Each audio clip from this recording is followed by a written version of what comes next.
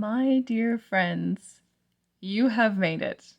Congratulations, you have made it, in my perspective, through the toughest part of the course. From here on in, everything gets easier. The language of our texts will grow more familiar. The worlds in which these stories and poems transpire will finally start to look a little more recognizable. Welcome to the Regency and Romanticism.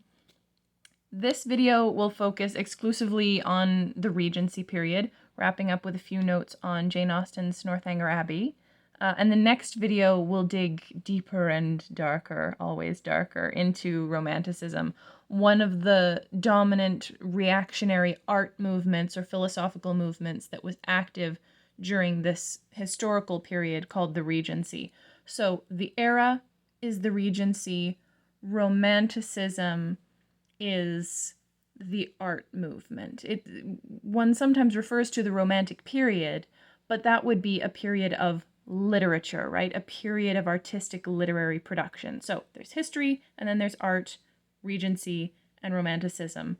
But of course, certain artworks, certain elements of literature during this time were more definitively formed by the influences of the socio-political point, from which it came. Jane Austen's fiction explicitly is Regency literature, whereas other literary works or artworks were formed by this movement, this way of thinking called Romanticism, such as our alternative novel for this unit, Mary Shelley's Frankenstein, amongst many others. You will probably notice in the course of the videos that are produced for this unit that I kind of have a thing for this period. This period just naturally excites me, perhaps more than some others do. So I hope that makes it vicariously more enjoyable for all of you.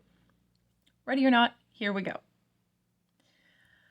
So the Regency period, historically speaking, lasts from 1795 to 1837. At the very beginning, right, sort of at the very end of the 18th century, the monarch is King George III.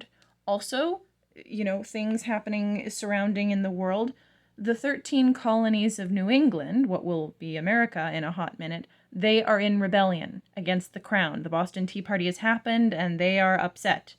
So that, this is basically the beginning of what would later be termed the Revolutionary War or the War of American Independence, the conflict that births America as a nation, that makes the United States a thing. That is simmering, and possibly more than simmering at this point.